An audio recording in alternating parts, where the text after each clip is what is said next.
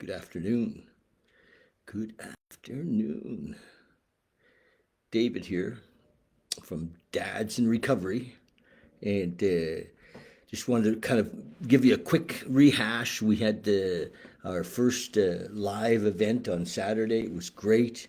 There was, I guess, there was 20 men in the room, but I was one of them. So, and my buddy who helped with the production was another. So there was 18 participants, and it was great. It was great. I mean, I just love that these men kind of risked. They had no idea what they were getting into. I didn't really tell them what we were going to talk about, or but they came. Some of them, paid a little bit, and some of them didn't, and that was fine. It's just, I just want to help men who are dads in recovery, because what happens is that in this particular case there was 38 kids involved. So out of these 18 men, they'd fathered 38 children, and so their lives are affected, I believe. And there was 26 mums, so their lives are affected, I believe. And the ripple effect of that goes out. The honesty in the room was phenomenal. Men got to talk about stuff they never get to talk about. I can't tell you the details, but there was some really gut-wrenching honesty. And men released stuff. We went deep. One of the things I can tell you about a little bit. Do you want to hear about that? What went on in the event a little bit. One of the subjects, one of the questions that I'd asked that I thought would take just a few minutes to go around the room and everybody answer. How's your relationship with your dad? Tell us about, briefly about the relationship with your dad, and how is it now? Holy shit. I'd kind of budgeted half an hour or so for that. And it was an hour and a half to go around the room and hear men talk about their relationships with their dad, or the non-existent sometimes relationships with their dad. And we kind of carry forward what we got, and you'd be surprised how many men are dads in recovery whose context is, I'm not going to be a dad like my dad. And that's not good enough, but it was there, and we talked about it. And there's lots of work to do. This is like I could have had a 5-day workshop, and because there's so much work to do around just even that one subject. You could do a whole day on that, on your relationship with your father, and how does it carry forward in the relationship with your kids, and the relationship with the mother of your children. Because so many of the dads that were there, their mom and dad were not together, and it was a mess. Here's the story. Often men who are dads in recovery, when they had their children, or some of them, if not all of them, they were still in active alcoholism or addiction, and they didn't plan on having a kid. I know that everybody knows how children are made, and we get what happens, but when we got the news, guess what, honey, we're pregnant.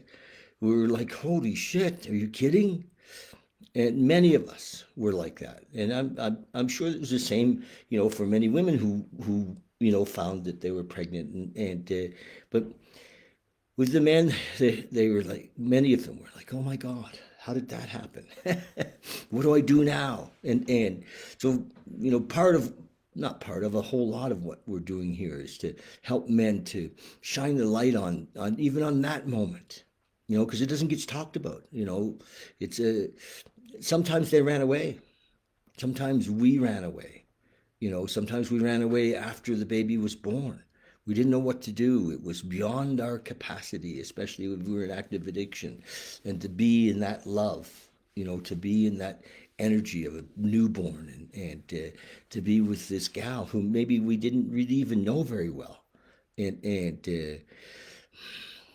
so many situations involved there. And the other thing is that hardly any of us are good at asking for help. We asked that question on Saturday, on a scale of 1 to 10, where are you in asking for help? And it was funny to watch the fellas kind of lie about this one. Oh yeah, I'm an 8. Bullshit.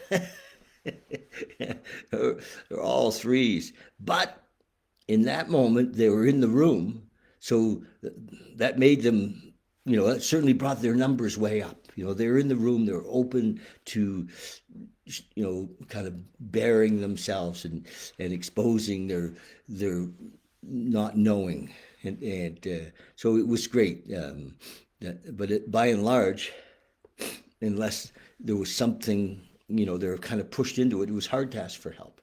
And this job of being a dad, we don't know that we don't know, right? We don't know that we don't know. So listen, everybody that's listening to this, if you got this far in the video, everybody has a dad. And whether you see him or not, whether you love him or not, everybody has a dad. It's part of the deal of being here on the planet.